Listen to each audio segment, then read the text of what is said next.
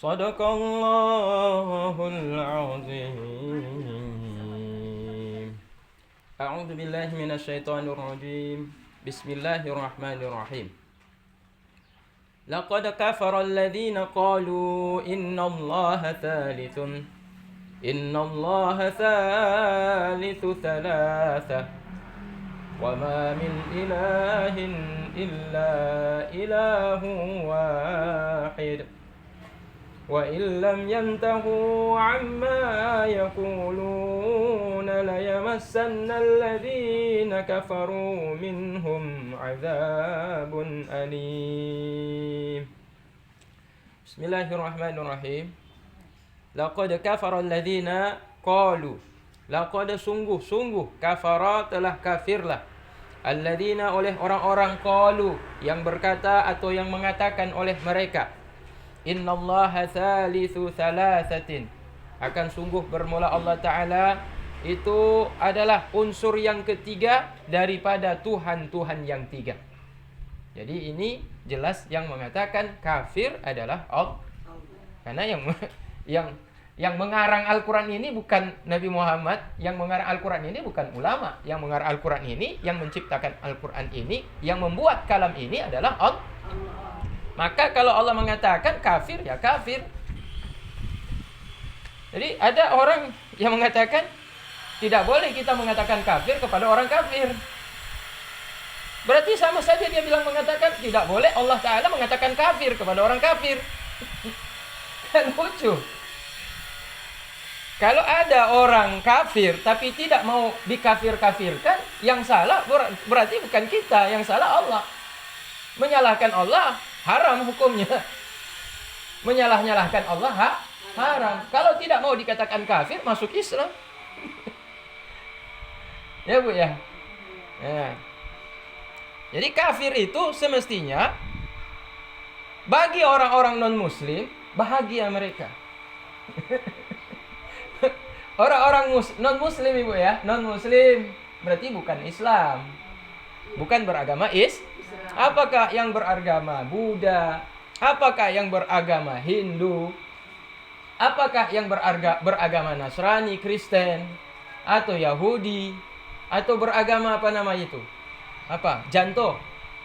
Agama Janto ada Ibu? Hah? Agama orang Jepang apa? Hah? Oh, bukan Janto Ibu. Shinto.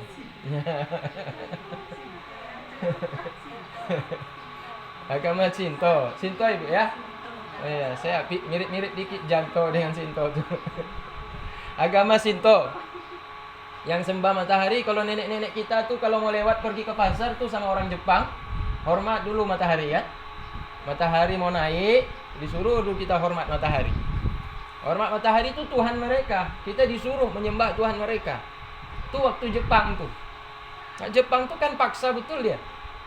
Agar kita ini supaya ikut-ikutan menyembah apa yang mereka yakini. Ya. Jadi kalau kita lihat masa penjajahan Jepang, berarti orang Jepang memaksakan agama kepada kita. Ya Bu ya. Orang Jepang itu nenek-nenek kita tuh dipaksa dulu, kakek-kakek kita tuh dipaksa untuk menyembah Tuhan mereka orang Jepang. Nah, sekarang orang Indonesia malah ikut-ikutan seperti ke Jepang-Jepangan sekarang. Ya Bu ya. Orang Indonesia makan makanan sushi. Nah, Ibu pernah makan masakan sushi? Makanan sushi? Enggak pernah Ibu? Saya pernah makan Ibu. Pingin tahu aja rasanya, tapi sesudah itu sudah gak makan-makan lagi Ibu. Cuma pingin tahu aja rasanya. Kalau di sushi, di rumah makan restoran Jepang kita masuk, udah dilayani sama mereka. Habis itu katanya ada makanan apa yang mirip-mirip Indonesia? Ada makanan sushi. Nah, semacam nasi dia Ibu ya. Ibu pernah makan ya? Enggak pernah? Ya. Iya, dia pakai saus. Iya. Itu gara-gara nonton Osin. Gara-gara nonton film Osin tuh TVRI punya tuh. Jadi penasaran dengan makanan orang Jepang. Ya, terus masuk lagi masakan Korea sekarang. Jadi ke Koreaan lagi udah. Dimsum, ya dimsum. Ya? Miramel, nah ini perlu dicoba nih. Miramel ini apa, masakan dari Korea juga ya, miramel. Tapi yang perlu kita waspadai ketika kita makan tuh, jangan sampai makanannya itu diracik dari bahan yang haram. Pastikan dulu itu halal. Karena kebanyakan mereka masakannya itu bercampur dengan yang tidak halal. Yang mereka masak belum tentu halal. Maka kalau kita masuk di rumah makan, di restoran-restoran non muslim, itu perhatikan sekali itu ibu, label halal. Halal. Tempatnya Ya, pertama itu dulu. Nanti yang kedua baru ibu cari tahu yang masak. Yang masak. Ya. Yang masak tuh orang Kristen, Cina, Buddha, atau semua orang Islam. Nah, atau semua orang Islam. Misalkan ada orang jualan dimsum di Banda Aceh, kita masuk ke dalam, tanya juga tuh, bosnya siapa? Orang Cina. Oh, bosnya orang Cina. Bagi manajer yang masak di dapur siapa? Manajernya orang Cina juga. Oh, manajernya orang Cina juga. Yang tukang masak siapa? Orang Islam. Oh, orang Islam. Tukang masak orang Islam, tukang cuci piring orang Islam, tukang giling-giling bumbu-bumbunya orang Islam. Yang masak-masak bahan-bahannya orang Islam, tapi manajernya orang Cina. Masih ragu. Masih ragu. Masih meragukan. Bosnya orang Cina, manajernya orang Islam. Itu mungkin. Karena kalau sudah manajer berarti dia bos itu cuma nanya-nanya doang dia, berapa masuk, berapa keluar. Rame apa sepi, itu bos tuh. Tapi kalau manajer tuh karyawan tuh sampai ke bawah dia teliti semuanya tuh. Nah, jadi kalau seandainya manajernya itu muslim, masih mungkin yakin kita nih. Masih yakin nanti. Ya mungkin kalau kita bisa bertanya sama manajernya langsung, kita tanya langsung sama dia, manajernya antum orang muslim ya? Iya muslim. Orang Aceh sini? Aceh sini. Karyawan orang muslim semua. Gimana masakannya itu? Ada campur-campur babi, anjing atau binatang-binatang haram? Enggak ada. Ya kalau begitu boleh dimakan. Ya Bu ya? Boleh dimakan. Jadi kalau dimsum itu yang masak orang Aceh. Apalagi kalau bosnya orang Aceh, karyawannya orang Aceh. Ya kan nggak mungkin orang Aceh itu dia makan babi, nggak mungkin dia makan anjing. Dia masak daging masak bercampur dengan barang najis. Tapi kalau seandainya di Medan, ibu pergi ke sana ke restoran di Medan, pergi ke Plaza Mall Medan. Situ ada restoran besar di sana tuh. Di restoran besar situ, kalau kita tengok di lantai berapa tuh, lantai 3 atau lantai 4 tuh, ramai kali orang makan masakan situ. Orang Melayu kayak kita, ada orang Cina juga ramai makan di situ. Kita tengok mereka ramai makan, kita tanya apa masakan di sini? Oh, masakan dimsum. Penasaran juga kita ingin makan juga, kenapa ramai orang makan dimsum? Pas kita tengok, banyak ramai orang Cina di dapur nih. Itu attract terus. Itu langsung mundur terus. Ya Bu ya. Jadi boleh kita makan, tapi kita pastikan halalnya. Kita pastikan dulu halalnya. Ya. Itu kalau Korea. Nah sekarang masakan Arab. Ibu suka nggak masakan Arab? Apa masakan Arab yang ibu suka? Nasi kebuli, nasi biryani. Apa lagi ibu? Masakan Arab apa ibu? Kambing guling.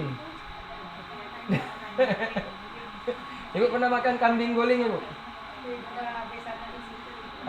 Kambing guling pernah makan nggak bu? Nggak pernah? Nggak pernah makan kambing guling?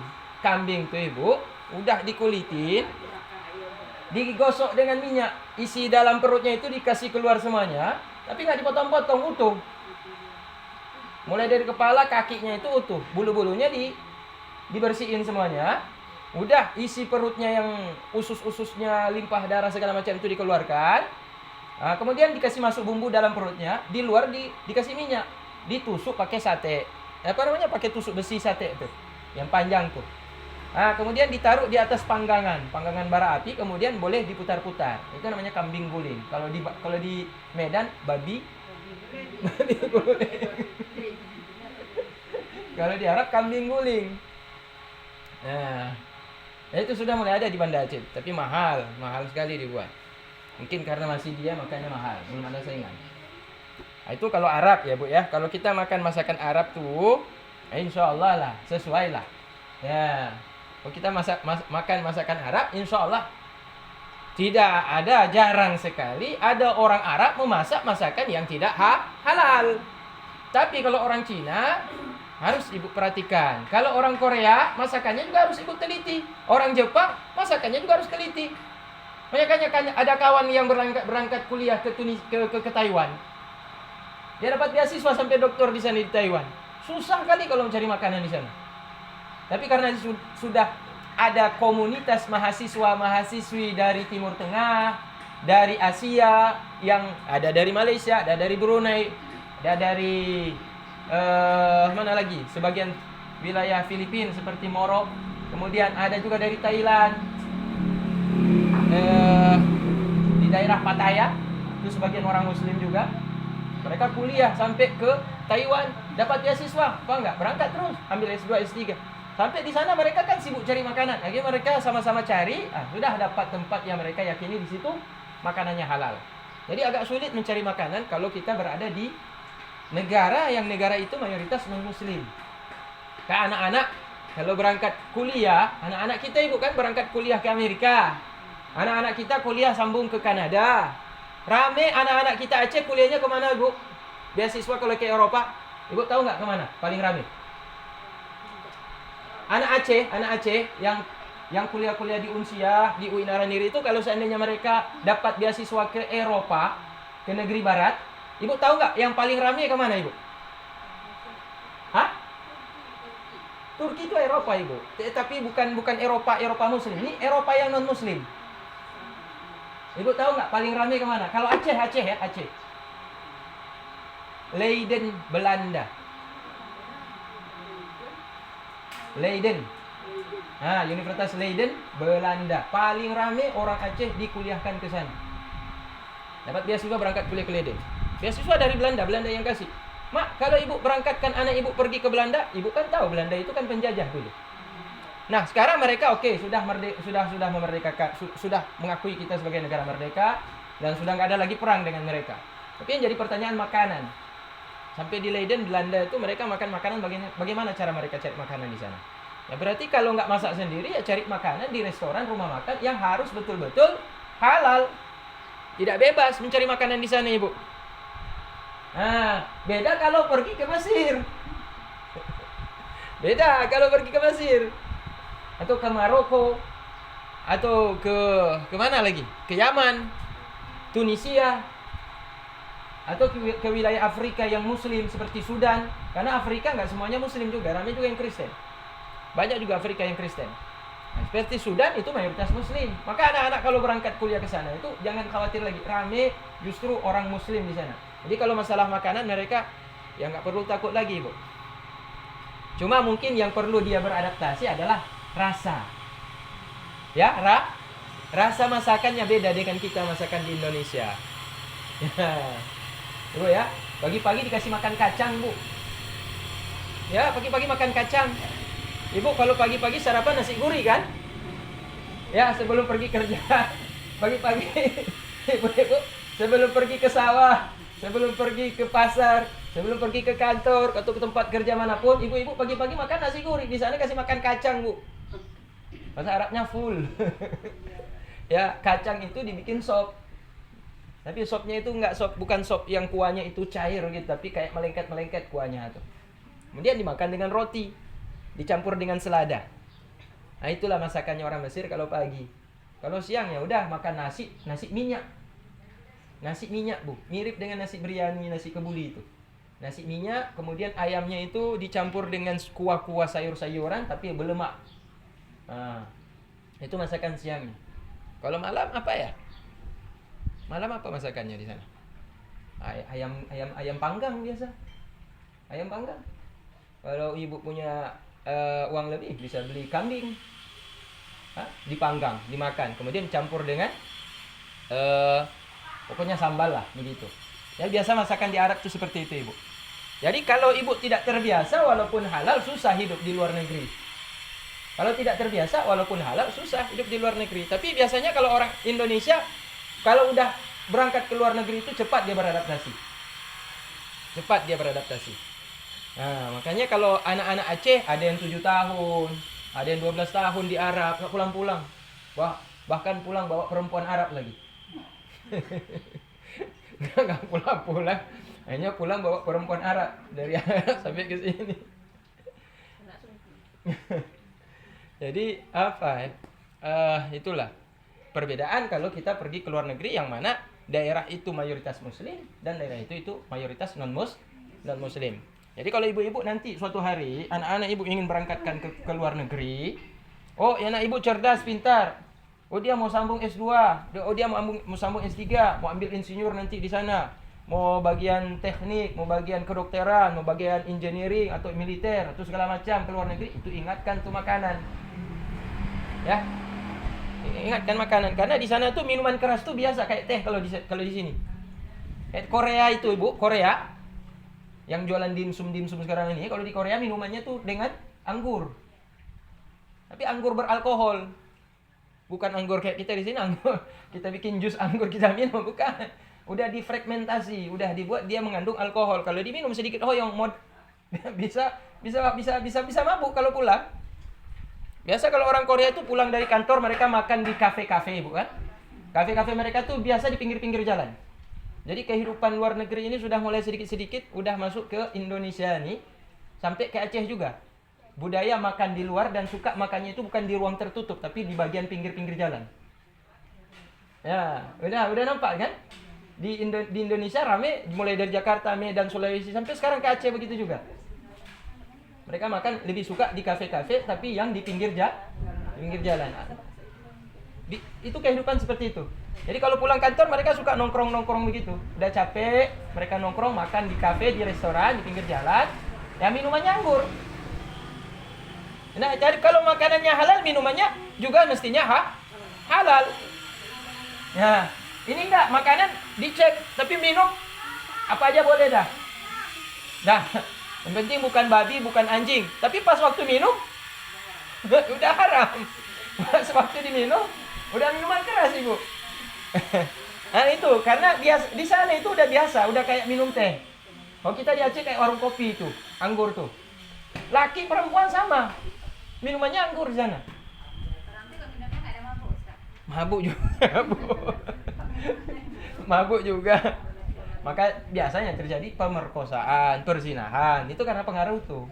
Udah habis berzina, baru mereka sadar, kenapa udah satu kamar dengan kamu? Tadi malam kan kita sama-sama pulang ke kantor. Ya udahlah, anggap biasa aja. Karena itu tidak disengaja. Udah biasa seperti itu di sana. Kehidupan di wilayah yang maju, ya. Dari sisi kehidupan mereka, kantor, kehidupan perkantoran, perkuliahan, itu maju. Tapi mungkin mereka tidak, dalam ajaran agama mereka berbeda dengan ajaran kita ya. Nah, dalam ajaran agama mereka beda. Maka mungkin kalau kita lihat Ibu, mungkin Jepang. Kemarin saya sudah cerita, orang Jepang ini sekarang udah ketakutan dengan populasi jumlah penduduk mereka yang semakin hari semakin sedikit, Ibu. Orang Jepang semakin hari semakin sedikit, Ibu. Ya, Cina semakin hari semakin ramai. Jepang makin hari makin sedikit. Kenapa, Ibu? Indonesia makin hari makin ramai. Wilayah Arab makin ramai. Jepang makin merosot. Kenapa? Karena sekolah mereka tinggi tapi agama kurang. Sekolah mereka tinggi dan difokuskan pada kerja. Maka disiplinnya luar biasa orang Jepang. Pagi-pagi dia mau pergi kantor, dia udah ukur jarak perjalanan mereka itu harus sampai tepat waktu. Artinya sebelum sampai ke kantor itu kalau bisa jangan sampai terlambat. Kalau bisa sebelumnya udah sampai. Jadi kalau mereka misalkan dari sini pergi ke Blangpidi, dia dihitung tuh berapa menit dengan Honda tuh. Berapa menit dengan mobil tuh. Dia hitung. Jadi dia sudah bangun sebelumnya tuh. Maka budaya antrinya itu luar biasa di Jepang. Antri naik kereta api, antri naik bus, antri naik macam-macam. Antri luar biasa. Tapi yang kekurangan mereka agama. Nah, agama Shinto itu kayak lepas dari kehidupan mereka. Sehingga kalau kita lihat di sana, mayoritas orang Jepang itu mereka tidak menikah. Mereka tidak menikah. Tidak menikah, Ibu. Karena kenapa? Mereka berpikir kalau udah terikat jadi menambah beban. Jadi menambah beban. Jadi kehidupan mereka itu bebas. Bebas, Ibu. Berhubungan, pacaran, ganti-ganti. Begitu seperti itu kehidupan mereka. Jadi kalau punya anak tuh beban bagi mereka. Ya, nggak ada anak. Jadi kemana itu meninggal nggak ada. Ya, makanya pemerintah Jepang itu sekarang pening. Kenapa pening? Populasi mereka berkurang. Jumlah penduduk Jepang itu berkurang. Di Indonesia bertambah terus. Ya, karena kenapa? Ajaran kita mengajarkan menikah dan beranak. Kalau mereka tidak seperti itu. Sehingga kayak terombang-ambing jalan kehidupan mereka. Dari sisi materi, kita lihat luar biasa Jepang, Ibu, luar biasa. Luar biasa canggihnya Jepang, kehidupan Jepang itu luar biasa. Segala alat elektronik yang canggih, komunikasi, transportasi. Pokoknya luar biasa canggihnya Jepang tuh. Tapi dari sisi rohani hilang. Dari sisi kebahagiaan rohani mereka itu hilang. Mereka senang, secara materi mereka senang. Tapi jiwa mereka itu kayak hampa, tidak punya pegangan, kosong. Ya. Kayak seperti burung di sangkar emas. Ya, Bu ya. Burung, Ibu. Tapi tinggalnya di dalam sangkar. Meskipun sangkar emas, ya namanya di dalam sangkar, nggak bisa kemana-mana. Begitu juga orang yang hidup dalam lingkaran materi yang luar biasa, tapi kosong jiwanya, mereka nggak dapat kebahagiaan yang sejati. Mereka nggak dapat kebahagiaan yang hakiki, nggak dapat mereka. Nah, tapi kalau kita meninggal dunia, alhamdulillah punya anak. Anak ini walaupun capek, walaupun susah, walaupun sakit kita untuk mendidik dia, tapi ada hasil ketika meninggal dunia. Ada yang tolong kita, ada bantu kita, ada yang perhatikan kita. Tambah lagi kalau meninggal ada yang doakan kita. Ya, kalau ibu-ibu tua nggak ada anak yang urus gimana? Ya kan? Kita nggak minta anak tuh untuk urus kita kalau kita tua. Cuma anak ini dididik untuk berbakti kepada orang tua. Mau dia jaga atau enggak, ya terserah. Yang penting kita didik ke arah situ. Jadi kalau kita udah tua ya jangan berharap abang kita yang jaga kita. Jangan berharap adik kita yang jaga kita. Jangan berharap orang lain, tetangga, sahabat kita yang jaga kita. Jangan. Anaklah yang kita harap untuk bisa menjaga kita. Itulah warisan. Kalau nggak ada anak berarti ibu ambil anak angkat. Rasulullah mengambil anak angkat. Padahal Rasulullah punya anak. Anak kandung Rasulullah punya 7 orang. Fatimah, Zainab, Ruqayyah, Ummu Kalsum, Abdullah, Qasim. Siapa lagi? Abdullah, Qasim. Siapa satu lagi namanya? Kok lupa saya?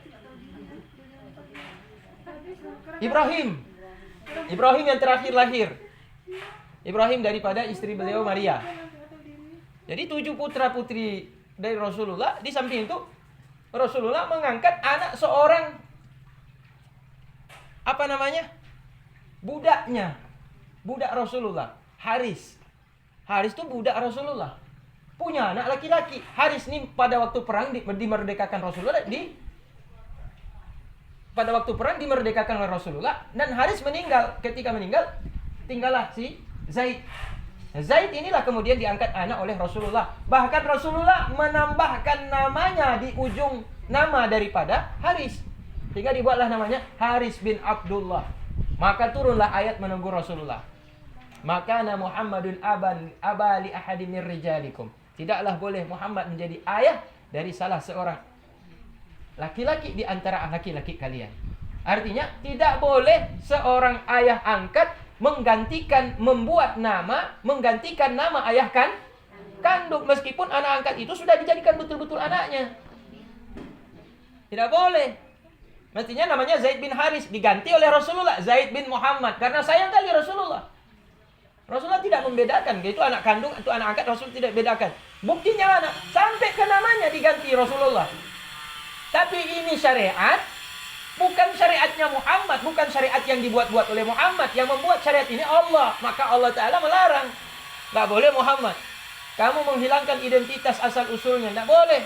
Nggak boleh kamu ganti namanya itu dengan namamu. Walaupun kamu anggap dia betul-betul anakmu, kamu jaga, kamu rawat, kamu asuh seperti anak kandungmu, tapi namamu tidak boleh diganti, menggantikan nama ayah kandungnya. Dia harus tahu identitas orang tuanya siapa. Maka barulah kembali kepada nama yang asli, Zaid bin Haris. Nah, jadi kadang-kadang orang tua angkat nggak mau dia kasih tahu ke anak, nih anak ini, nak ini ayah kamu sebenarnya ini Fulan bin Fulan.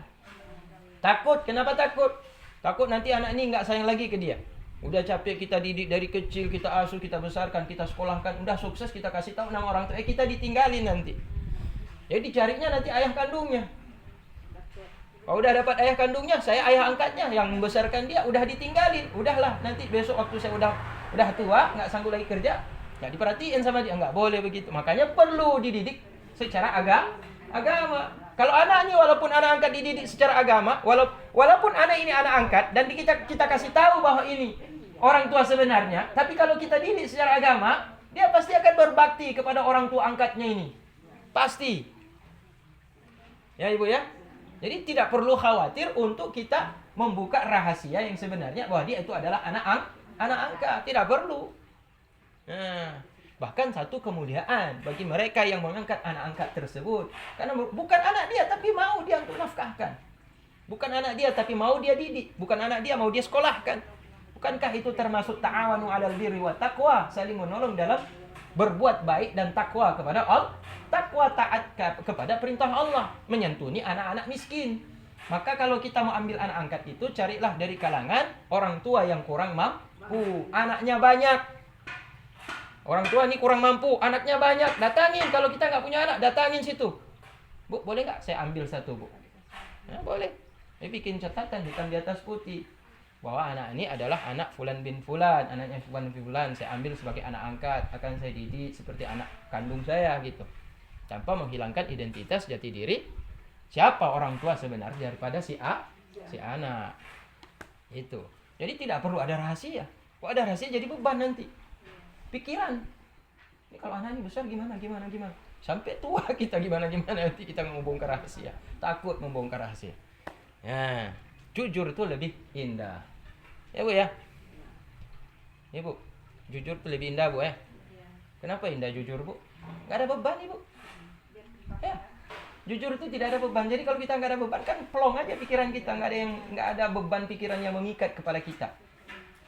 Sama seperti ibu-ibu disakitin oleh orang yang menyakitkan, dimaki kita, dihina kita, difitnah kita. Kemudian ibu doakan, ya Allah semoga bak disambal gelantu. Ramai kali saya dengar orang di sini tuh kalau udah marah dia sama orang tuh. Ada orang bikin sakit hati, itu kata-kata yang keluar. Sambar petir apa? Hah? Apa doanya itu, Ibu? Apa doanya, apa artinya itu, Ibu? Apa arti doa itu tadi itu? Sambar petir. Sambar petir, semoga disambar petir. Nah, itu doa dari mana tuh, Ibu? Ulama mana yang ajarin tuh? Hah? Doa nggak bagus tanya. Enggak, ya ulama mana yang ajarin doa? Itu kan doa. Berarti doa kan ngajarin Abu. Ulama. Balik, bapak diajarin, balik kita, saya. Iya. Bagaimana doanya tadi tuh? Kalau kita kan nggak ada pas bahasa Aceh saya. Bagaimana cara doanya tuh? Hah? Bagaimana doanya? Mbak disambal gelantu. Gimana? Hah? Enggak, biasa yang kita dengar Ibu enggak berdoa, tapi Ibu sering dengar tuh kan? Bahasa Aceh. Nah, bahasa Aceh Bang. Ya Allah. Ya Allah. Mbak ditak gelantu. Jadi ini mirip orang Aceh ini dengan orang Arab persis Ibu. Saya bilang persis begitu. Kenapa? Kalau orang Arab tuh mereka marah kepada orang. Kalau mereka marah sakit hati pada seseorang, mereka doakan doa begini Ibu. Ya Allah akhrub baitak. Nah, Allah akhrub baitak. Allah itu akhrub itu artinya yakhrub semoga Allah membakar baitak rumahmu. Semoga Allah bakar rumahmu. Itu kalau orang Arab tuh biasa muncul kata-kata seperti itu tuh biasa. Kalau ada yang marah sama dia, yang membuat marah, orang itu didoakan seperti itu. Allah yakhrub baitak. semoga Allah bakar rumahmu. Nah, kalau bakar rumah kan mana kita tinggal nanti? Udah dibakar rumah kita sama Allah Ta'ala. Kalau orang Aceh, Kalau kejadian yang doain dosa nggak Ustaz? ya. Kalau kejadian yang doain dosa nggak? Kalau yang mendoakan, kalau kejadian, berarti itu sama seperti bersenang di atas penderitaan orang. Ya kan? Waktu lihat orang yang punya rumah itu yang jahat itu yang kita doain itu ternyata betul apa yang kita doakan. Kemudian alhamdulillah. Wa syukrulillah, alhamdulillah mustajab ya Rabb. Jadi bahagia dia melihat orang susah. Walaupun orang itu jahat, kita doakan dia itu mendapatkan hidayah. Dengan kita mendoakan dia mendapatkan hidayah, kadang orang itu menjadi baik karena kita. Karena ada apa namanya? Ada perantaraan perubahan orang yang baik, yang tidak baik itu karena ada sedikit doa dari kita. Karena kita orang yang dianiaya, doa orang yang dianiaya itu mustajab. Maka doa itu ibu pilih mana doa yang paling baik kira-kira. Kalau doa di tak gelantun, nah, maka akan sampai tak gelantunnya. Tak ada yang tak gelantung, kita cuma tak gelantung. Kita kalau sana. Ditak sama siapa ibu? Dibalik sama kita orang dan kita pula kena tak. Enggak. Nah, biasanya kalau orang dikatakan doa yang mustajab itu ibu ya. Doa yang tidak yang jarang ditolak oleh Allah Ta'ala. Doa orang tua kepada anak. Doa orang yang dizolimi. Ya, tuh hati-hati sekali kalau ada orang anak tuh dia menyakitkan hati orang tua, kemudian spontan orang tuanya itu mendoakan yang tidak baik pada anak. Wah, itu mustajab tuh. Mustajab doa orang tua itu ibu. Yang kedua, doa orang yang dianiaya. Dia nggak sanggup melawan, tapi dia dianiaya, disakiti, dizolimi. Haknya diambil. Punya dianiaya lah, disakiti. Kemudian dia menangis sama Allah. Dia mengadu, ya Allah saya nggak berdaya, Allah cuma Engkau yang Maha Kuasa. Hati-hati. Maka orang-orang yang dizolimi itu kalau dia berdoa, pilih doa yang baik, jangan pilih doa yang jahat. Nah, ini makanya payah untuk sampai pada makam yang tinggi itu susah. Maka orang yang dizolimi atau orang tua yang disakiti, kalau dia punya kesempatan mendoakan kepada anaknya, doakanlah yang baik. Gitu. Ya. Ya memang betul. Menyakiti itu kan sakit gitu kan. Kalau kita doain dia nggak baik, makin gitulah terus Ustaz ya. Inilah ini perbedaan antara orang yang berusaha untuk mengangkat.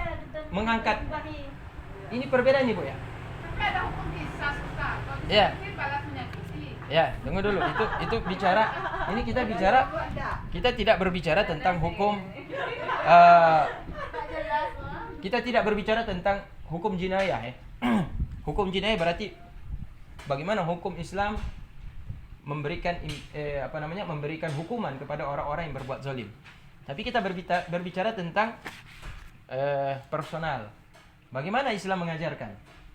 Bagaimana Islam mengajarkan seorang mukmin itu menyikapi orang yang menyakitkan dia. Kalau ibu ingin naik derajatnya sampai pada makam yang lebih dekat lagi dengan Allah Ta'ala, maka ibu akan mengambil jalan yang sakit tadi itu. Tetapi di balik jalan yang sakit itu, ada kenikmatan yang luar biasa ibu akan dapatkan. Pertama, orang yang menyakitkan itu mungkin saja dengan doa kita, karena kita dianiaya, betul dikabulkan Allah Ta'ala. Tapi kita memilih doa baik untuk dia. Dia berubah, dia menjadi baik. Dan kalaupun dia tidak berubah menjadi baik, kita udah lapang. Gak ada hubungan, saya gak sakit hati. Makanya ketika dia datang ke kita ibu kan, ketika dia datang ke kita, tiba-tiba dia datang minta maaf. Apa jawaban kita? Di kalau ndonja laki muah cik ka awai lumpuh muah. Bahkan lumpuh doa sabi Pak Dron. Semoga Allah Taala bukalah pintu hidayah Pak Dron. Supaya ada berubah. Jadi orang yang punya keyakinan kepada Allah Taala bahwa tidak ada satupun tingkah laku manusia yang ada hidup di dunia ini melainkan semuanya atas kehendak Allah. Jadi beban, Pak. Ya. Jadi kenapa ada Abu Jahal? Kenapa ada Abu Talib? Padahal Abu Jahal, Abu Talib adik adun. Siapa Rasulullah? Rasulullah pun akan mereka. Anak saudara kandung mereka Abdullah sudah meninggal dunia. Tapi Abu Talib memilih untuk membela. Abu Jahal memilih untuk menyakiti Rasulullah. Abu Thalib dan Abu Jahal, dua-dua saudara kandung ayahnya Rasulullah. Tapi yang satu dikehendaki oleh Allah Ta'ala jadi musuh nomor satu, yang satu dikehendaki Allah Ta'ala jadi pembela yang nomor satu. Kalaulah Allah Ta'ala itu kita berkata begini, ya Allah, kenapa engkau tidak pilih kedua-duanya jadi baiklah ya Allah. Abu Jahal baik, Abu Thalib baik. Nabi Muhammad enggak terlalu tinggi makamnya, enggak terlalu hebat Nabi Muhammad. Kenapa? Musuhnya sedikit. Ya, ibu kan musuh sedikit. Masih tinggi Nabi Isa, masih tinggi Nabi Ibrahim, enggak seberapa. Enggak apa mau Nabi Muhammad, enggak sebanding dengan Nabi Musa. Musa musuhnya luar biasa. Firaun. Berarti apa hebatnya Muhammad dengan Firaun, dengan Nabi Musa? Nabi Muhammad musuhnya kerocok-kerocok orang-orang biasa. Tapi ini lawannya bukan orang biasa, pamannya sendiri dan tokoh pembesar Quraisy sendiri. Nah, meskipun tidak sehebat kekuasaan daripada Firaun, tetapi dia otak kejahatan yang membuat masyarakat itu benci kepada Nabi Muhammad SAW. Itulah Abu Jahal itu. Nah, jadi kalau boleh dibilang Allah Ta'ala itu ingin menyenangkan Rasulullah, sungguh Rasulullah tidak dihadapkan dengan musuh-musuh yang berat. Rasulullah dihadapkan dengan musuh-musuh yang berat. Kenapa? Ibu, pertanyaan di situ kan? Kenapa Rasulullah dihadapkan dengan musuh yang besar, yang berat, musuh yang betul-betul menentang? Supaya Allah Ta'ala menguji dia dengan kesabarannya. Dengan kesabaran itulah Allah Ta'ala angkat derajat Nabi Muhammad. Innallaha ma'as sabirin. Baru Allah Ta'ala bersama dengan orang yang sabar. Kalau tidak diuji dengan kesabaran, dengan ujian, Allah rahmatnya itu kurang kepada mereka. Kenapa ya? Dia nggak terlalu banyak diuji. Semakin berat ujian, semakin berat kesabaran yang harus diperjuangkan, semakin tinggi makam derajat seseorang. Ya Bu ya. Jadi ketika banyak orang-orang yang memusuhi kita, tapi kita dalam kondisi tetap taat kepada Allah Ta'ala, menjalankan perintah Allah, mengikuti sunnah Rasulullah, maka kalau kita bersabar dan kemudian mendoakan kebaikan kepada orang yang menzalimi kita, maka itu lebih mulia daripada mendoakan laknat kepada mereka. Ya, kecuali ada sebagian kecil di antara manusia yang memang layak dikutuk. Nah, contoh Fir'aun. Fir'aun boleh didoakan laknat, la'anahullah, semoga Allah melaknatnya. Gitu.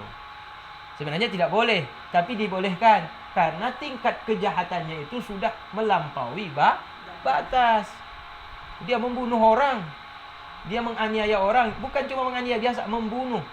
Luar biasa kezaliman daripada Fir'aun. Bahkan mengaku Tuhan. Dia menyangka dirinya adalah Tuhan. Dia membunuh Tuhan Musa. Dia mengatakan Tuhan Musa udah mati, udah saya panah. Maka layak untuk didoakan dengan kutukan. Tapi kalau ada orang menganiaya kita, tapi nggak sebandinglah kalau kita laknat dia. Gitu. Nggak sebanding kalau kita laknat dia. Maka sebaiknya kita mendoakan kebaikan. Karena di dalam mendoakan kebaikan itu membuat kita itu lepas dengan dia. Keserahkan saja kepada Allah. Maka kita tidak ada beban. Tidak ada timbul di dalam hati dendam. Karena dendam itu mempersempit hati, Ibu.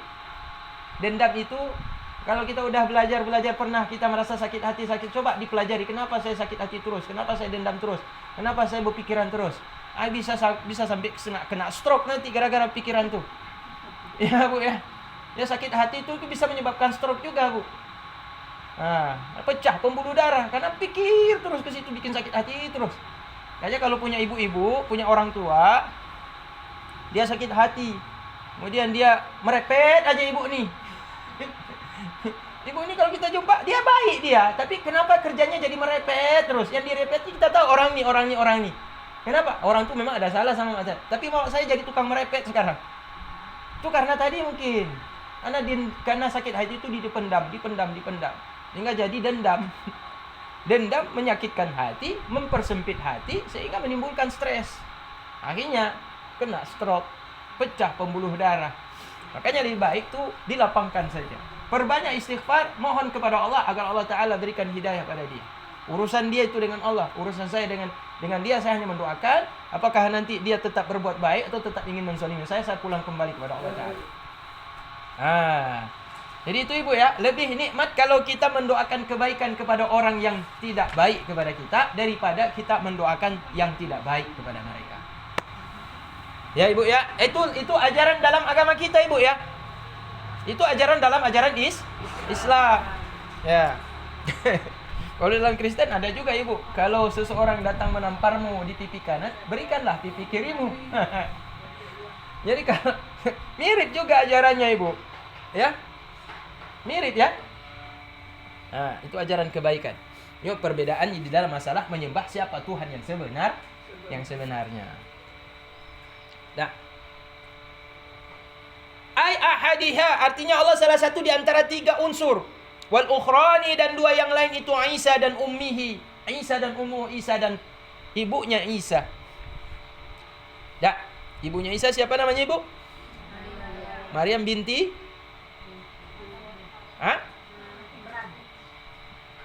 Maryam binti Imran. Maryam binti Imran. Berarti kakek Nabi Isa adalah Imran dari pihak mama. Pihak ayah Nabi Isa siapa? Nggak punya ayah. Karena Maryam mengandung tanpa ada suami. Maryam mengandung tanpa ada suami. Zaman sekarang banyak yang ingin niru-niru di Maryam. Maryam palsu. Banyak juga ibu. Pertama apa? Pacaran. Habis itu menikah. Habis itu punya pertama pacaran.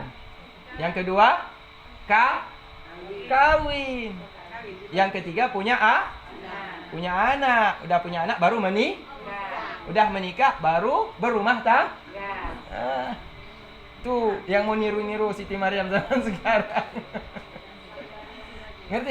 Ngerti maksudnya ibu ya? Pertama pacaran. Yang kedua apa ibu? Kawin, bukan nikah ya. Kambing kawin juga, tapi kambing gak ada nikah. Ayam kawin, ikan kawin, monyet kawin, kerbau kawin, tapi kerbau gak ada pergi, ijab kabul gak ada. Gak ada kerbau ijab kabul. Pakai wali, pakai saksi, bayar mas kawin kerbau. Monyet begitu juga gak ada, ayam begitu juga gak ada, bebek gak ada, kawin. Semua hewan kawin, manusia juga kawin.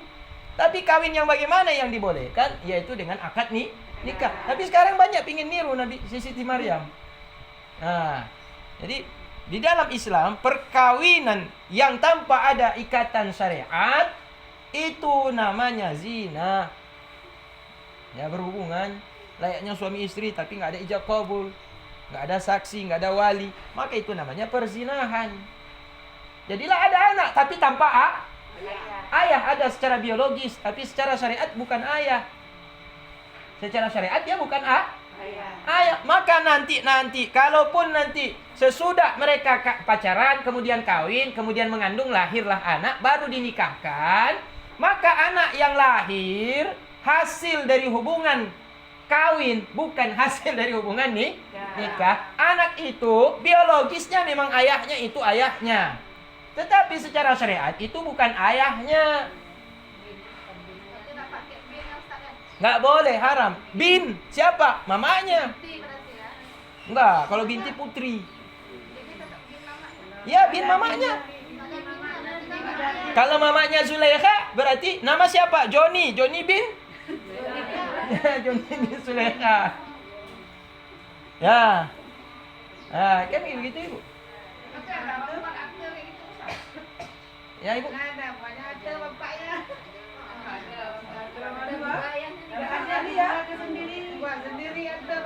Ya, karena untuk menutupi aib. Untuk menutupi aib, biasanya suami istri yang menikah, tetapi kemudian pernikahan itu sebelumnya didahului dengan perkawinan alias perzinahan. Ketika memperoleh anak, yang anak ini lahir atau anak ini buah dari perkawinan, bukan dari pernikahan, biasanya suami istri zaman sekarang ini mereka menutupi aib dengan tetap, yaitu menambahkan nama ayah biologis itu, bukan ayah syariat. Mereka menambahkan ayah biologisnya itu sebagai bin daripada anaknya, untuk menutupi aib. Karena aib kalau seandainya nama ayahnya tidak di belakang. Kalau saya sebenarnya tidak perlu, transparan aja sesuai syariat. Ya Bu ya. Cuma jangan dibikin bin. Kalau akta kelahiran oke lah bikin bin. Tapi nanti di KTP jangan bikin bin. Itulah KTP nggak pakai bin, bukan? Cuma akta kelahiran saja sesuaikan secara syariat. Tapi mungkin banyak orang nggak mau. Karena kenapa? Malu. Kenapa mereka malu? Ya karena itu sesuatu yang menjijikkan. Zina itu sesuatu yang menjijikkan memang. Sehingga mereka sendiri malu. Kalau mereka merasa tidak malu, tentu nama ibunya yang dia pakai, dia bangga. Oh, ini bukan menjijikkan, ini memuliakan. Ya saya taruh nama, dia taruh nama mamanya di situ. Misalkan Joni, nama istrinya Zulekha, Joni bin Zulekha. Kenapa nggak kamu taruh? Ya dia bukan anak saya secara syariat, dia itu anak perkawinan saya dulu. Anak zina saya dulu waktu pacaran kami. Tapi dia nggak mau bilang seperti itu karena zina itu sesuatu yang memalukan.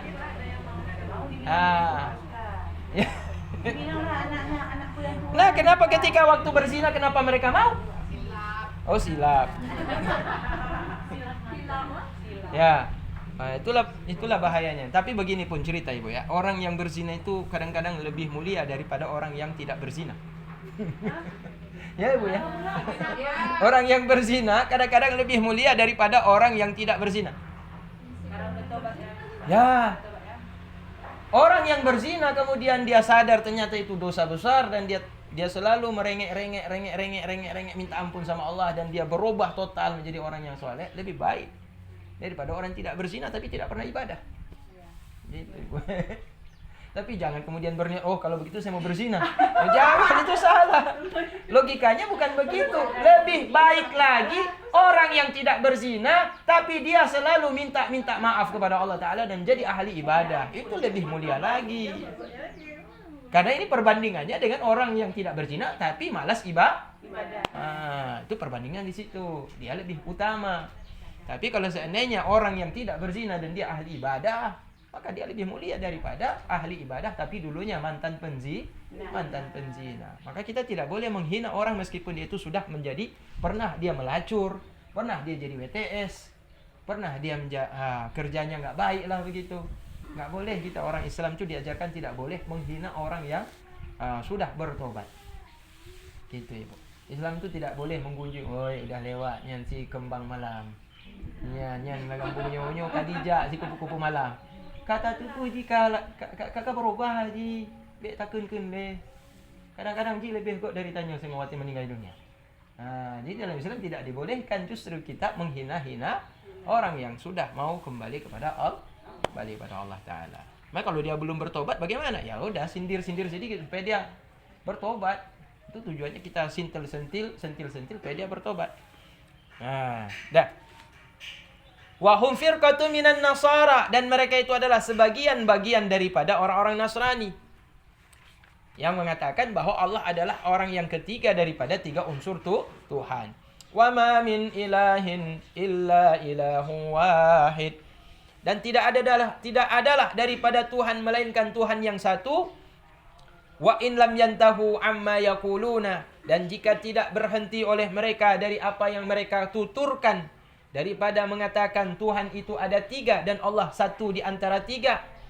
Wa yuwahhidu, dan mereka tidak mau mentauhidkan Allah Ta'ala. Andai kata mereka tidak mau berhenti, la yamassannal ladzina kafaru, sungguh akan menimpa akan mereka orang-orang yang kafir. Di atas kekufuran mereka akan ditimpa di antara mereka oleh azab yang sangat pedih, yang menyakitkan dari api neraka. Ya.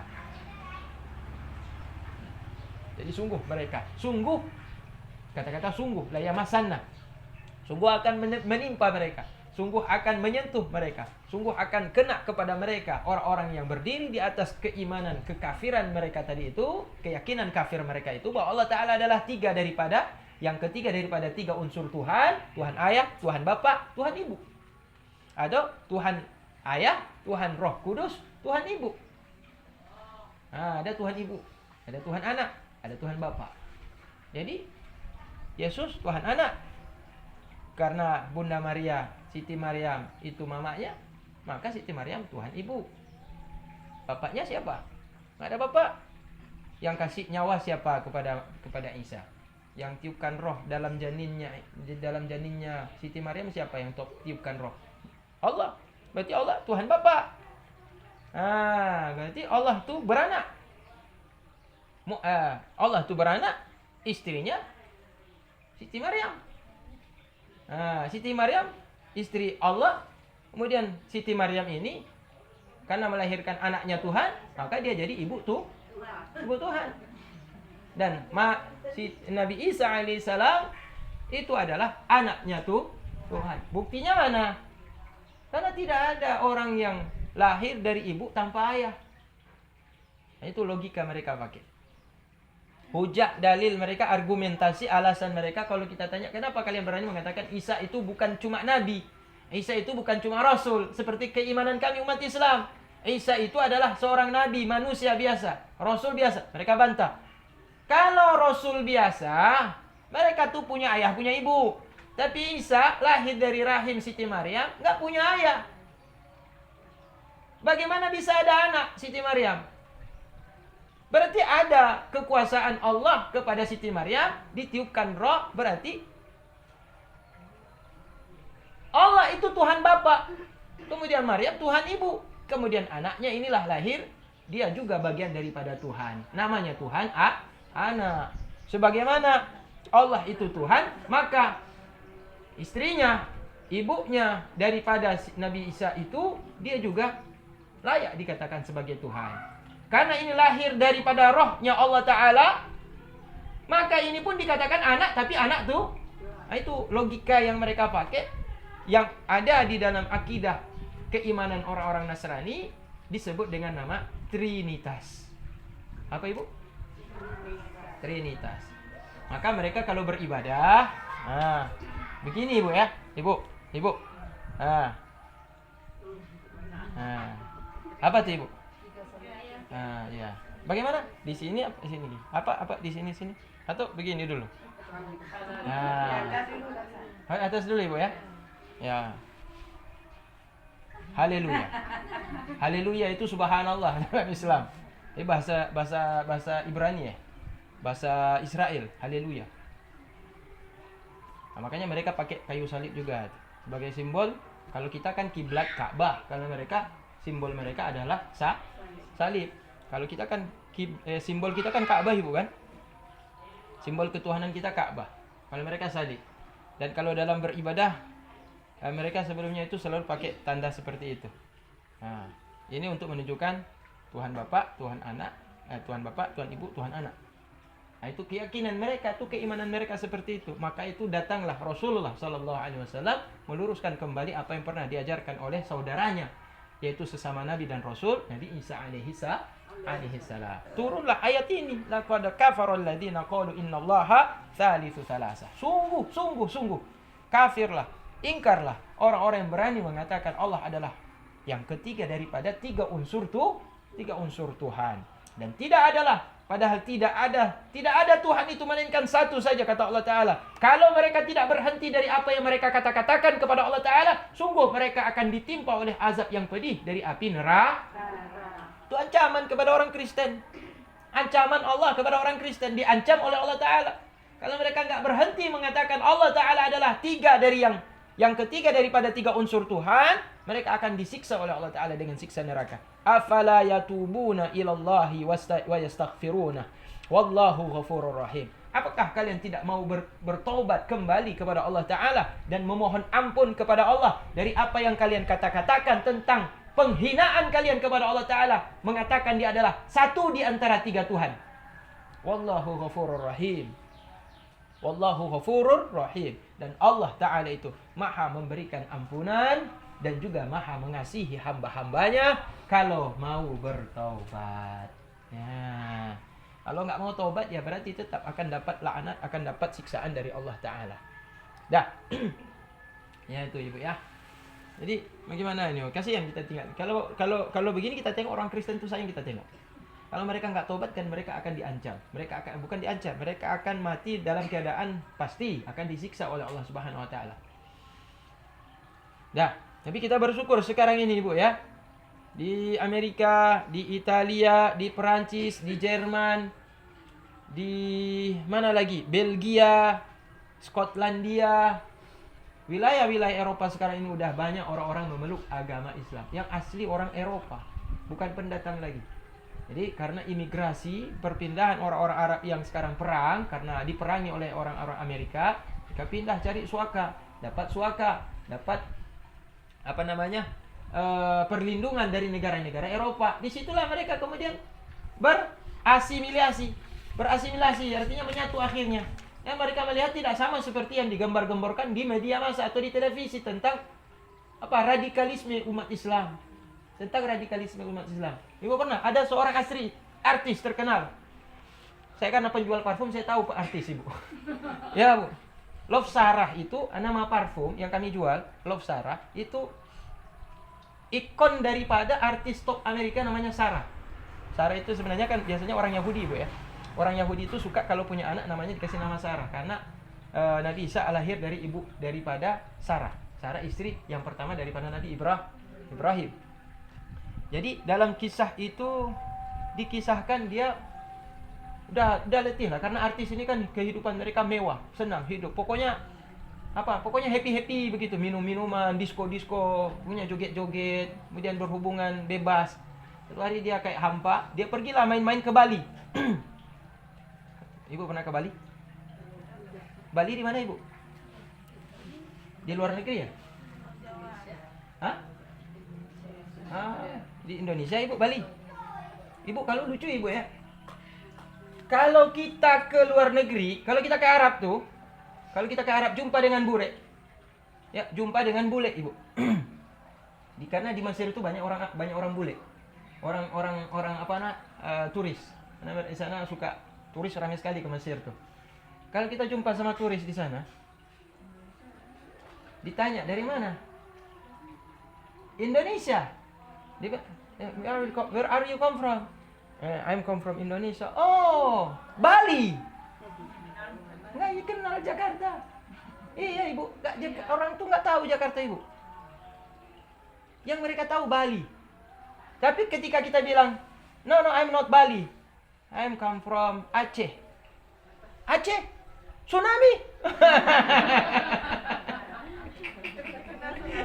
Aceh jadi terkenal gara-gara tsunami. Iya serius. Karena seluruh dunia melihat kejadian luar biasa itu Ibu. Dan terekam dalam pikiran mereka tuh. Di abad milenial tuh kejadian ada angin setinggi 30 meter tinggi seperti batang kayu kelapa tinggi itu ada di Aceh. Tsunami selanjutnya kan kecil-kecil Ibu. Korbannya luar biasa. Jadi Indonesia itu dikenal dua. Kalau Ibu pergi ke luar negeri, kalau Ibu mengaku dari Makassar, dari Manado, dari Surabaya, dari Riau, Pekanbaru, Medan, nggak dikenal orang bule. Begitu kita bilang Bali, oh Bali Indonesia is very good, it's nice place, tempat yang sangat baik, sangat indah katanya. No, I'm not Bali, I'm from Aceh. Aceh, oh tsunami. jadi terkenal Aceh, kalau bukan Aceh Bali. Nah, jadi Aceh itu dikenal dengan tsunami-nya Ibu. Ya orang penasaran datang sini untuk melihat situs tsunami. Ya, museum tsunami, PLTD Apung, ya kan? Ada perahu di atas rumah tuh, di atas rumah kuburan massal. Nah itu mereka pingin tengok. Kalau datang ke Aceh itu mereka pingin tengok tuh. Mungkin kalau datang artis-artis pingin lihat Masjid Raya Baitur Rahman, mungkin orang-orang Malaysia, Brunei pingin datang. Tapi kalau orang turis bule itu mereka nggak datang ke sini mereka, ya kecuali mereka suka dengan sejarah tadi itu, maka mereka akan datang ke sini. Tapi orang bule rata-rata datang itu untuk happy. Mereka pingin ke pinggir laut telanjang mereka. Kemana lagi kalau bukan ke Bali? Ya, karena kenapa? Di sana agamanya mayoritas apa Ibu? Hindu. Apa? Islam, Hindu, Kristen. Apa mayoritas agama orang Bali, Bu? Buddha. Bukan Kristen, bukan Islam, bukan Buddha, tapi Hindu. Hindu itu kalau menurut saya itu, kalau kita lihat dari sejarah ya Ibu ya, mereka itu pakaiannya tidak tertutup Ibu. Ya, terbuka. Ya, Ibu kalau lihat sejarah, lihat buku sejarah tuh zaman dahulu, foto-foto orang-orang Hindu dulu bagaimana? Terbuka auratnya. Jadi mereka nggak ada komplain dengan masalah pakaian. Kalau untuk orang-orang turis-turis datang pinggir laut itu kemudian berpakaian seperti apa ya? Seperti monyet, seperti itu ya. Seperti kambing, nggak ada masalah bagi mereka. Jadi cocok. Tidak bertentangan dengan adat budaya dan agama mayoritas penduduk Bali. Makanya jadi surga. Jadi orang turis ke sana itu senang sekali mereka. Makanya mau Amerika, mau Inggris, mau Prancis, mau Jerman, itu ke sana semuanya. Nah, jadi ketika kita tanya Bali, ketika kita tanya Indonesia, mereka nggak kenal Indonesia. Jakarta kurang dikenal. Bali dikenal sekali. Nah, ada satu artis tuh pergi ke Bali karena dia udah stres di Amerika, dia pergi ke Bali. Di Bali itu bukan semuanya Hindu, ada juga orang Muslim, meskipun minoritas. Ibu nih, artis terkenal nih, dia kebiasaan kalau udah pagi-pagi itu dia keliling-keliling kampung. Dia ingin menikmati suasana perkampungan. Dia keliling-keliling kampung, jalan kaki dia, jalan kaki. Dan sering dia masuk-masuk kampung. Dia kalau dia lewat kampung tuh ada satu rumah yang selalu dia lewati, dan pemilik rumah itu adalah seorang ibu yang separuh baya. Separuh baya ini 50-an begitu, nggak tua kali dia. Dan selalu dia senyum. Dia selalu senyum kepada turis itu.